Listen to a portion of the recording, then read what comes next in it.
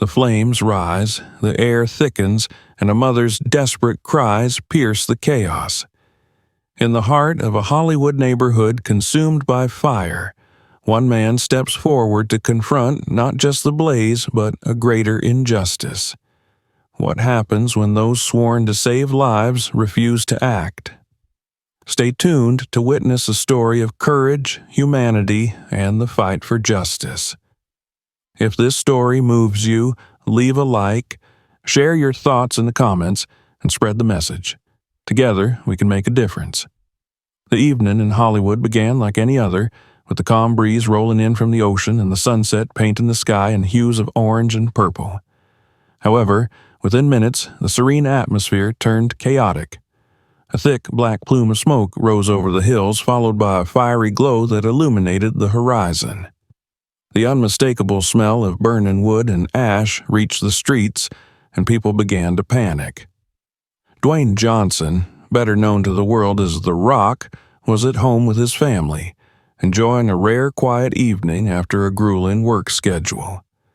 The smell of smoke pulled him out of his thoughts, and he instinctively walked out onto his front porch. His neighborhood, nestled in the hills of Hollywood, offered a clear view of the unfolding disaster. Fires were raging in the distance, consuming homes and creeping dangerously close to the area. Dwayne's phone buzzed with text alerts from neighbors, warning of an approaching wildfire.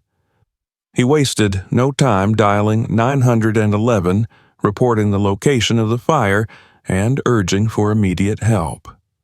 "There's a wildfire on Hilltop Drive," he said firmly. "It's spreading fast. You need to send emergency services now." After the call, Dwayne stepped back inside to grab a jacket and headed into the neighborhood.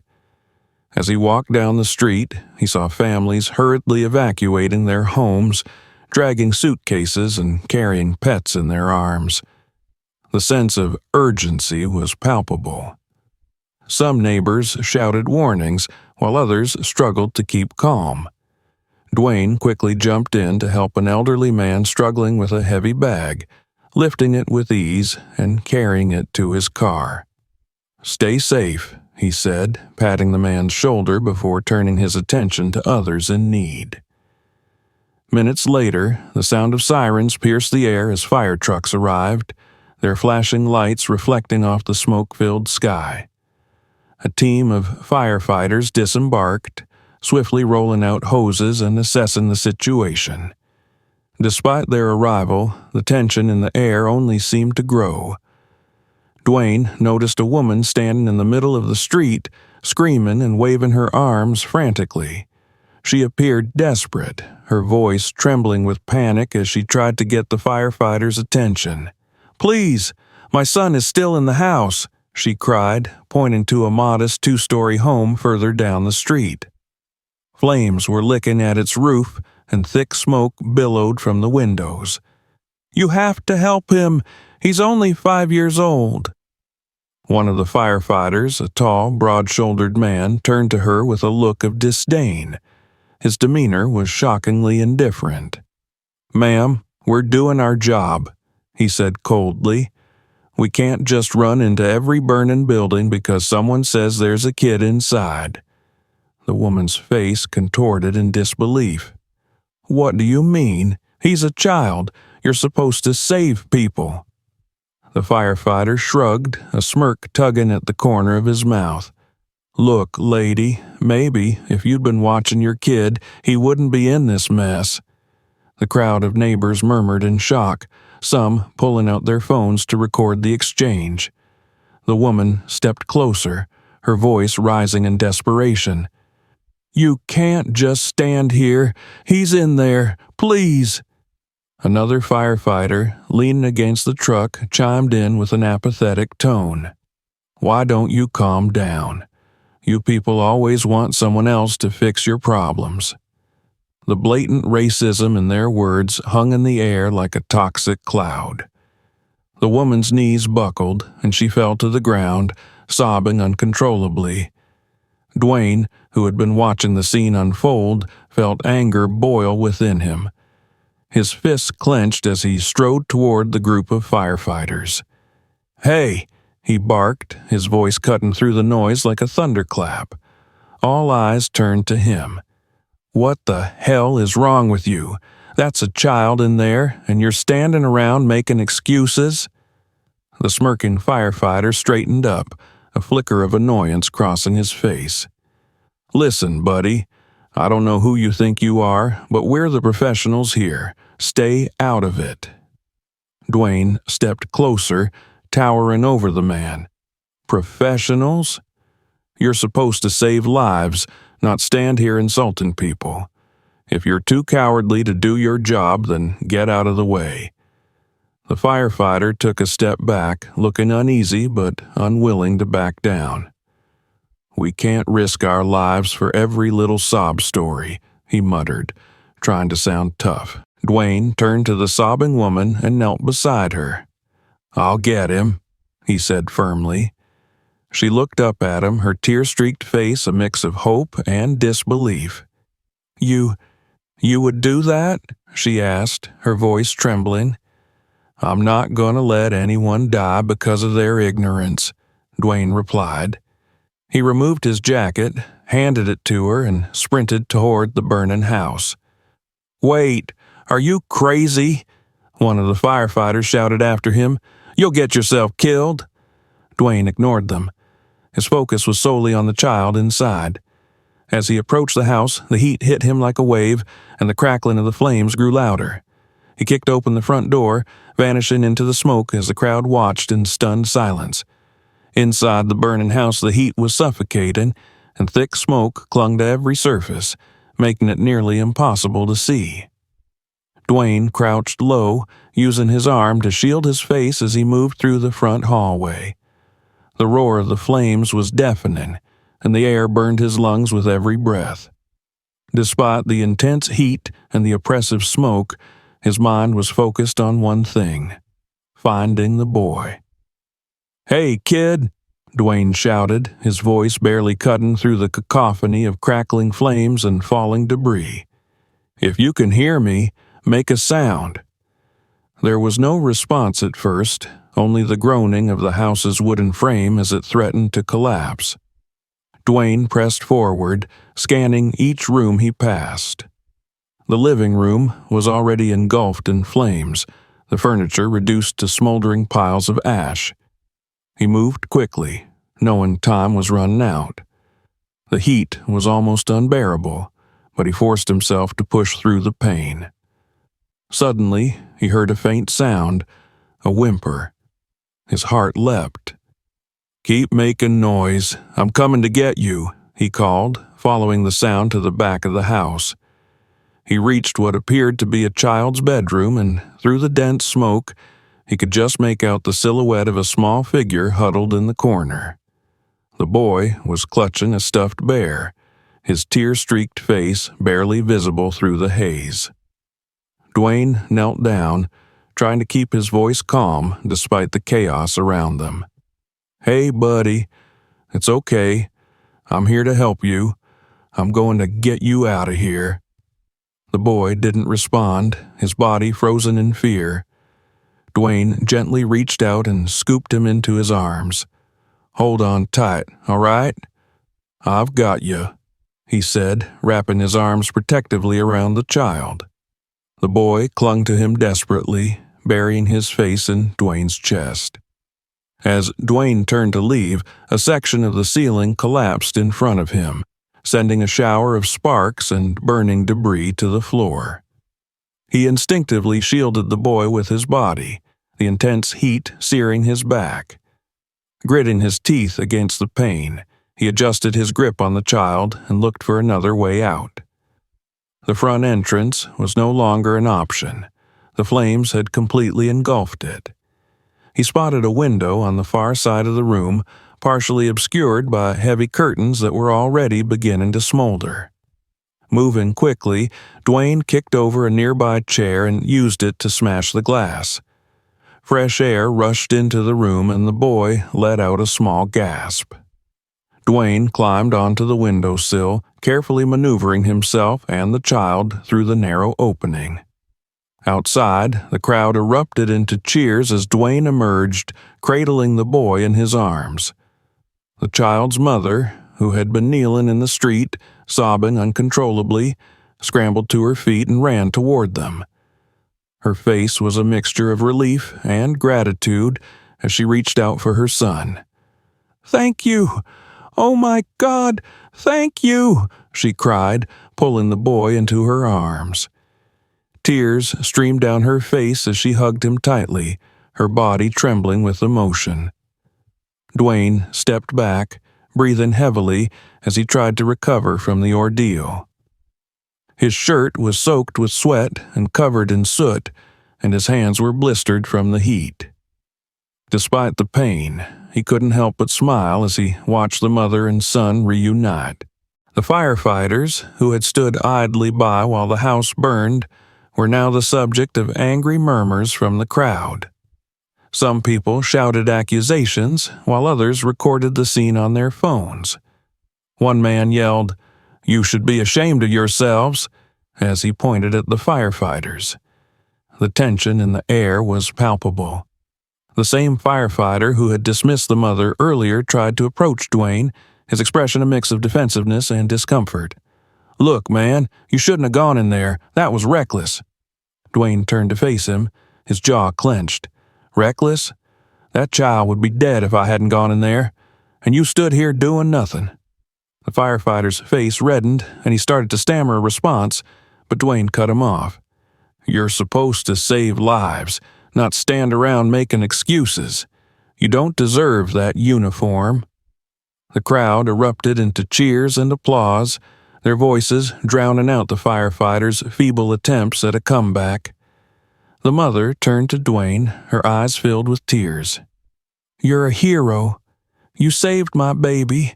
I'll never be able to thank you enough." Dwayne shook his head. "I'm no hero. I just did what needed to be done.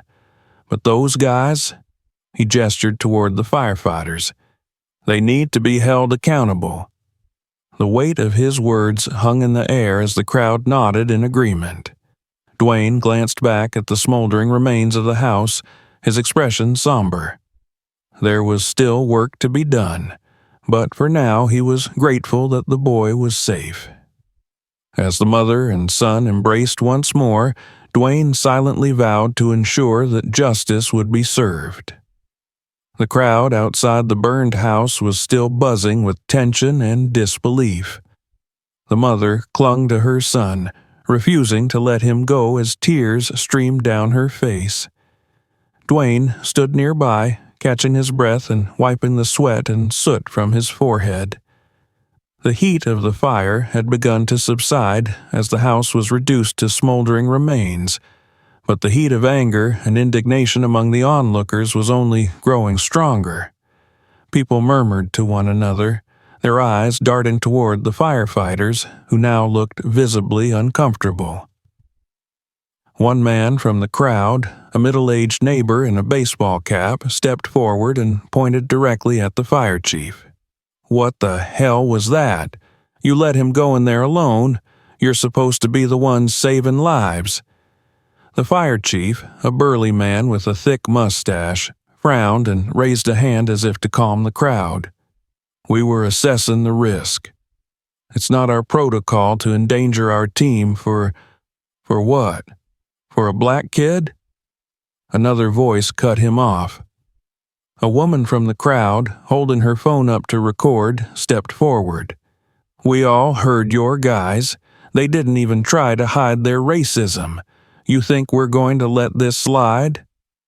The fire chief hesitated, his composure slipping. "That's a serious accusation," he said, his tone defensive.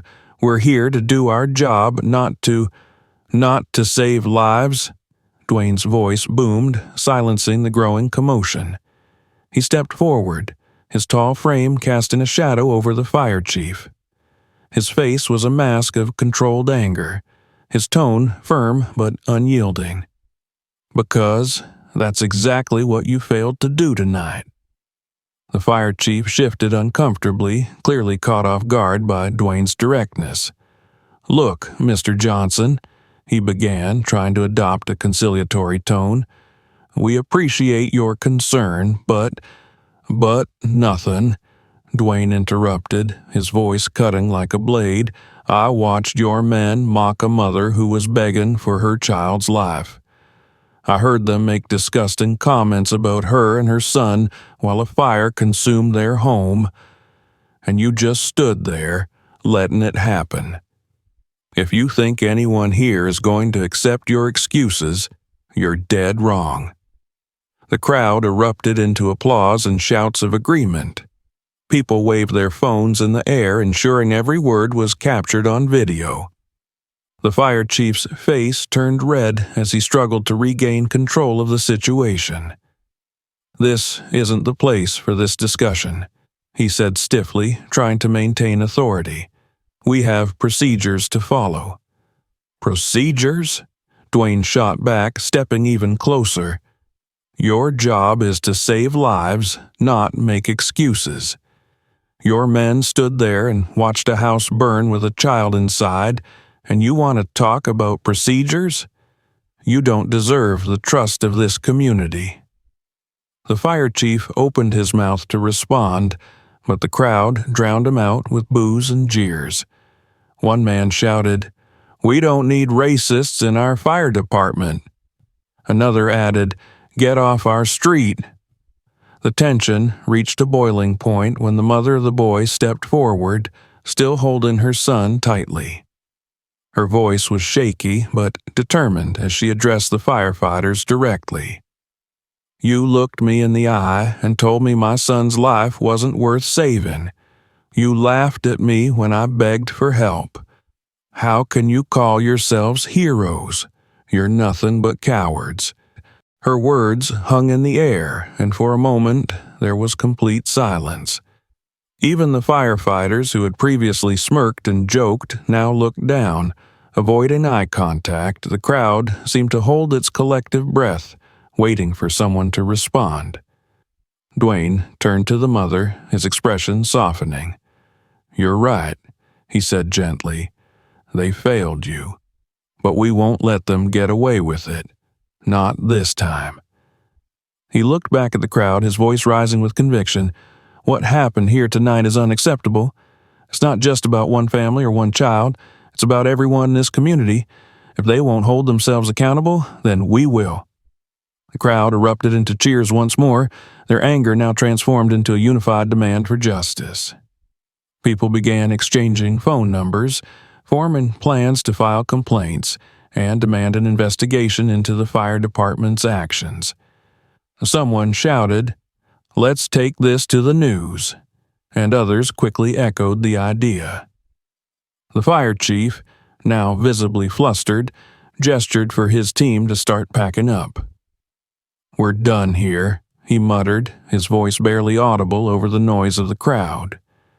As the firefighters retreated, the mother turned to Dwayne, her eyes filled with gratitude and determination. "Thank you," she said softly, "not just for saving my son, but for standing up for us." Dwayne placed a reassuring hand on her shoulder. "You don't need to thank me. This is about what's right, and I'll make sure they're held accountable." He glanced around at the crowd, which had now transformed into a force of unity and resolve. People were exchanging stories, sharing videos, and organizing efforts to bring attention to what had happened. Dwayne knew the fight was far from over, but he felt a spark of hope. Tonight, they had taken the first step toward justice. As the fire trucks disappeared into the night, the crowd began to disperse, but the energy remained electric. Dwayne stood for a moment, watching as neighbors comforted one another and made plans for the days ahead. He felt a sense of pride, not in his actions, but in the strength and solidarity of the community. This wasn't just his fight, it was theirs. And together they were unstoppable. The morning after the fire, the story was already making waves across social media and news outlets. Videos taken by neighbors had gone viral overnight, showing not only Dwayne's heroic rescue, but also the appalling behavior of the firefighters. The hashtags #JusticeForMalik, named after the boy, and #firefighter racism were trending nationwide. News anchors replayed the footage of Dwayne confronting the fire chief, and interviews with eyewitnesses painted a damning picture of the fire department's actions. Dwayne woke up to a flood of messages on his phone, texts from friends, emails from journalists, and notifications from fans praising his bravery. He scrolled through the comments online, noting the widespread outrage and calls for accountability. It was clear that this was no longer a local issue.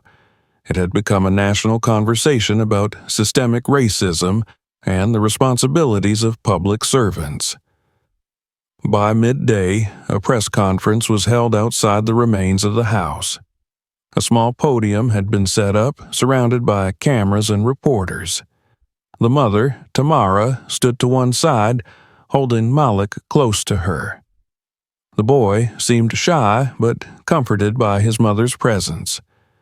Dwayne stood behind them, his towering frame unmistakable even in the crowd. His expression was serious, his focus entirely on supporting Tamara and her son. Tamara stepped up to the microphone first. Her voice trembled slightly as she began, but she quickly found her strength. "Last night, my home was destroyed, but what hurt me more was the way my family was treated. I begged for help to save my son, but instead of compassion, I was met with insults and hatred. If it weren't for Mr. Johnson, my son wouldn't be here today. I will never forget what those firefighters said to me, and I will not stop until they are held accountable." The crowd erupted into applause, and Tamara stepped back, tears brimming in her eyes as she hugged Malik. Next, Dwayne moved to the microphone, his deep voice commanding attention. What happened here last night was not just a failure of duty, it was a failure of humanity. Firefighters swear an oath to protect lives, yet these men stood by and let hatred dictate their actions. This is bigger than one incident. It's about ensuring that no one else has to go through what Tamara and Malik experienced. I'm calling on the city to investigate this fire department thoroughly. We need answers, and we need change.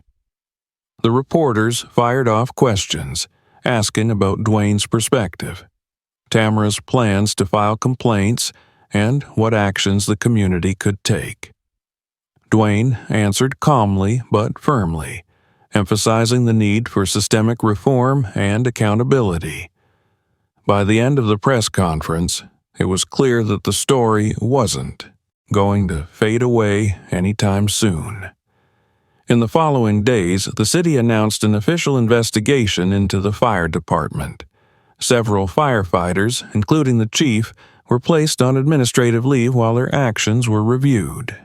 Advocacy groups joined the fight, using the incident as a rallying point to highlight broader issues of racism in public services. Community leaders organized marches and rallies demanding justice for Tamara and Malik. Dwayne remained actively involved, attending meetings with city officials and lending his platform to amplify the voices of those affected. He worked with lawyers and activists to ensure that Tamara's story was heard and that those responsible faced consequences. Tamara, too, found her voice during this time. Once hesitant and soft-spoken, she began speaking out at events, her words resonating with others who had faced similar injustices. Meanwhile, the community rallied around Tamara and Malik.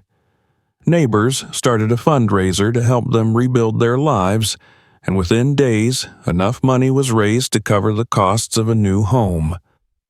Messages of support poured in from all over the country, and Malik, once shy and withdrawn, began to smile again as he realized how many people cared about him. Despite the progress, there were moments of resistance. Some defended the firefighters, claiming they had acted within protocol. Others dismissed the incident as an isolated event. Dwayne faced criticism from certain corners, with detractors accusing him of using the situation for publicity. But he remained steadfast, refusing to be distracted by negativity. One evening, as the sun set over Hollywood, Tamara invited Dwayne to her temporary apartment.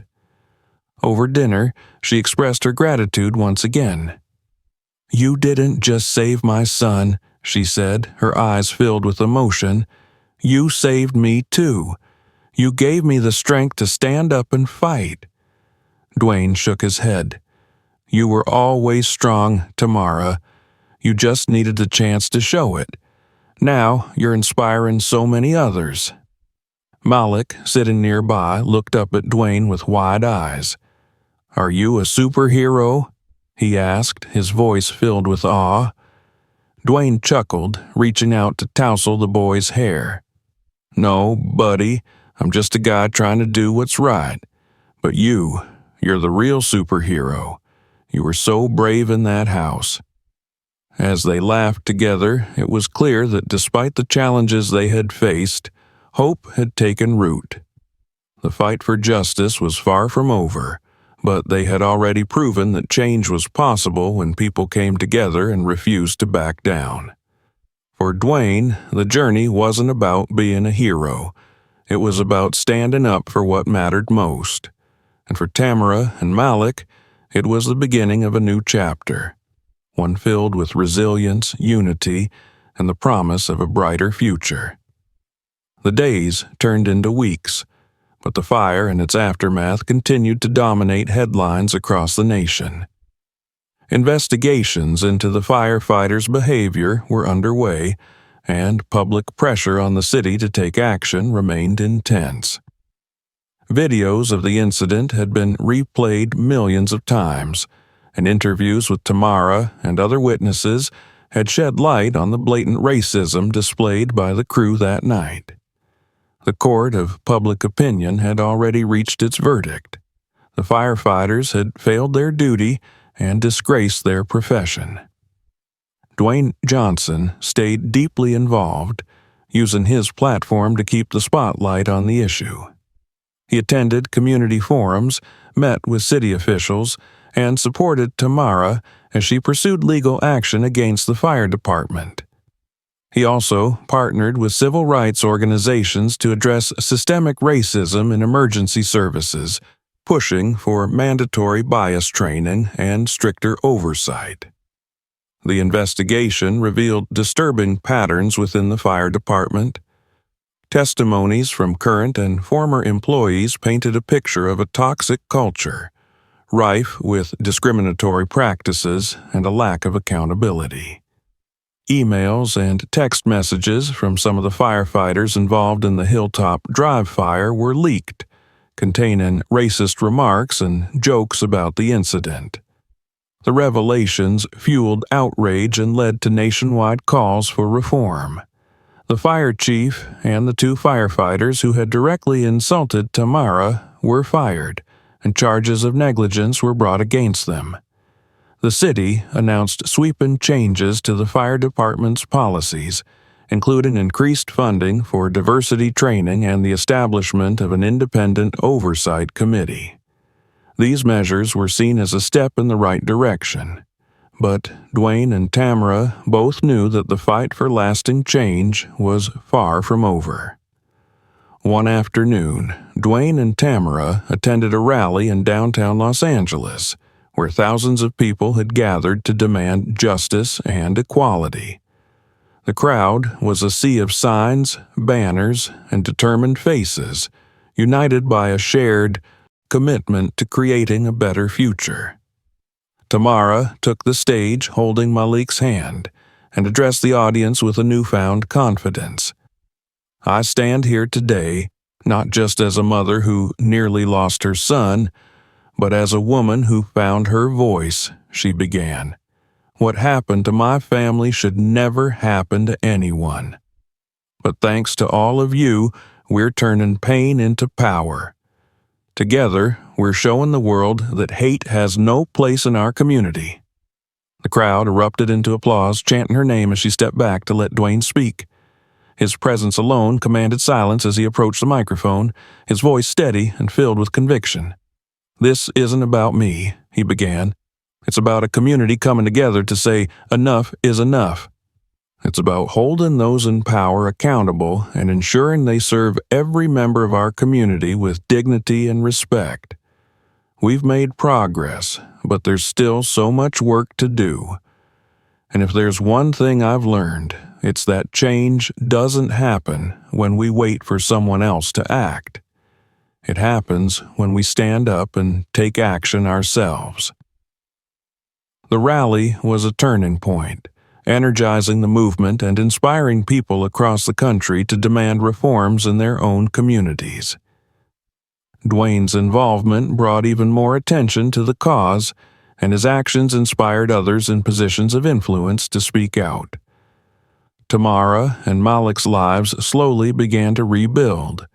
Thanks to the community's fundraising efforts, they moved into a new home, one filled with warmth and love. Malik, once shy and withdrawn, began to thrive, his smile returning as he settled into his new surroundings. Tamara, meanwhile, became an advocate for justice, sharing her story to inspire others and fight for change. On a quiet evening, Dwayne visited Tamara and Malik at their new home. They sat in the backyard, watching the sunset as Malik played with his new toys. Tamara handed Dwayne a framed photo of him carrying Malik out of the burning house. The edges of the photo were charred, but the image was clear, a moment of bravery and hope amidst chaos. "We found this in the wreckage," Tamara said, her voice soft but filled with emotion. "It's a reminder of what you did for us. I don't know if I can ever thank you enough." Dwayne smiled, his gaze fixed on the photo. "You don't have to thank me. Just keep being the incredible mother you are. That's all the thanks I need." As the sun dipped below the horizon, Dwayne felt a sense of peace. The fight wasn't over, but strides had been made. Justice had been served, and a community had come together to stand against hatred and inequality. For Dwayne, it was a reminder of why he used his voice and his platform to make a difference, one act of courage at a time. This was more than a story of one man's bravery. It was a reminder that standing up against injustice can spark change. The fight isn't over, but it's proof that together we can create a world where everyone is treated with dignity and respect. If this inspired you, don't forget to like the video, share your thoughts in the comments, and spread the message. Your voice matters, and your actions can make a difference. Let's stand together for justice.